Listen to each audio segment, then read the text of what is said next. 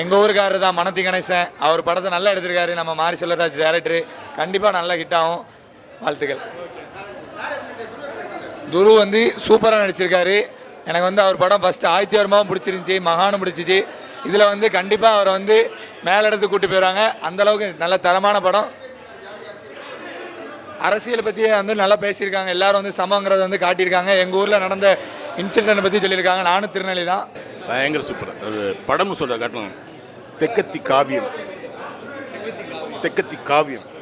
ஏன்னா இது வரைக்குமான ஒரு அவருடைய பார்வையிலேருந்து ஆல் ஓவர் இந்தியா, அதாவது முழுமையாக அந்த அந்த காலத்தில் நாங்கள் செய்தி பேப்பரில் பார்த்த செய்திகள் அந்த அப்படி விஷுவலாக பார்க்கும்போது யாராக இருந்தாலும் உள்ளே ஓடுங்க.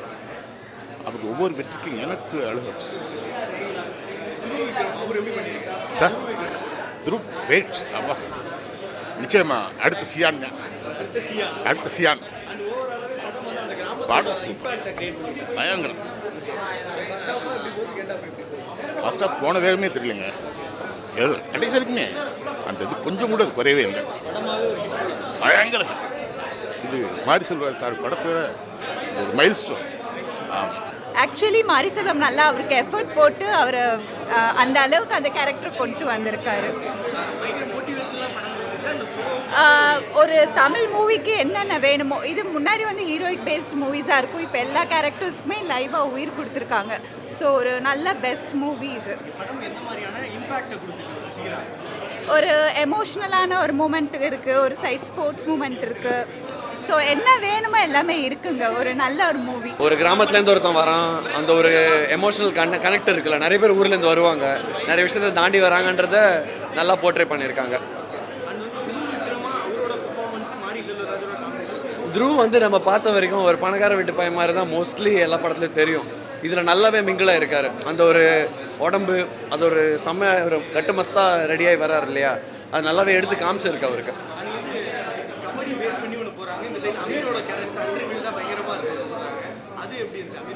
ரெண்டுமே ரெண்டு சைடில் நல்லா தான் போயிட்டுருக்கு. இதுக்கு நடுவில் இவர் எப்படி போகிறாருன்றது தான் சூப்பராக காமிச்சிருக்காங்க படத்தில். கண்டிப்பாக செம்மையாக இருக்கும் படம். பார்த்த வரைக்கும் சூப்பராக இருக்குது படம்.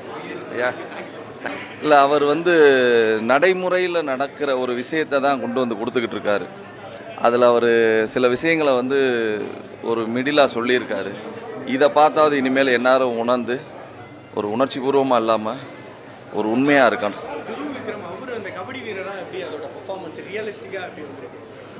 ரியலிஸ்டிக்காக அப்படின்னு பார்த்தா என்றைக்குமே ரியல் ஹீரோ தான். பட் அவரும் ரியல் ஹீரோ ஆகணும்னு ஆசைப்பட்றேன். ஆயிடுவார்னு நான் நம்புகிறேன். அந்த அளவுக்கு கொடுத்துருக்காரு. ரியல் ஹீரோவாக கணேசன் இருந்தார். அந்த கணேசனோட இதை வந்து அப்படியே இவர் பிரதிபலித்தார். பட் வெறும் பிரதிபலிப்பாக இல்லாமல் அவரும் இந்த ஃபீல்டில், இந்த சினிமா ஃபீல்டில் ஒரு ரியல் ஹீரோவாக மேலே வரணும்னு நான் வாழ்த்துறேன்.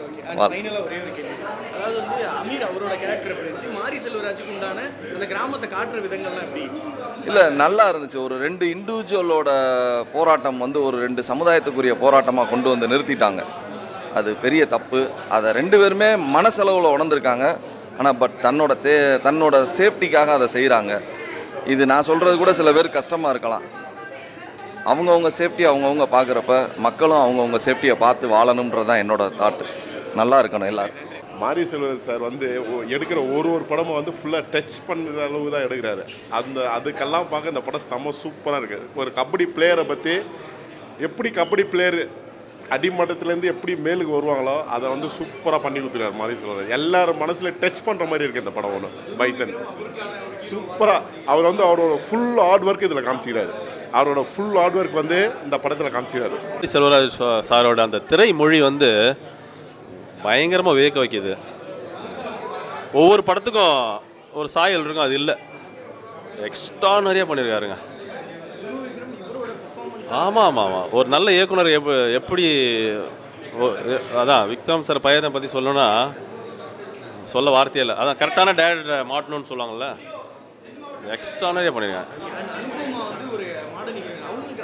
ஆமாம், அவர் காஸ்டியூம்லேருந்து அவர் டல் மேக்கப்லேருந்து ஆரம்பித்து காஸ்டியூம் அதுன்னு எல்லாமே பர்ஃபெக்டாக இருக்குது. ஆமாம், இது மாதிரி தான் கரெக்டாக இப்படி செலக்ட் பண்ணிட்டாரு, வேறு லெவலில் வந்துடுவாப்புல. ஆமாம், அமீர் சார் எனக்கு ரொம்ப பிடிக்கும். எக்ஸ்ட்ரானரியாக இருக்குது. அவர் பர்சனலாக எனக்கு ரொம்ப பிடிக்கும். அவர் ரொம்ப நேசிக்கிற ஒரு ஆள். நான் அவர் அந்த வெட்டுற சீனு ரொம்ப கஷ்டமாயிருச்சு, ரொம்ப அழுதுட்டேன் நான் அந்த சீனுக்கு.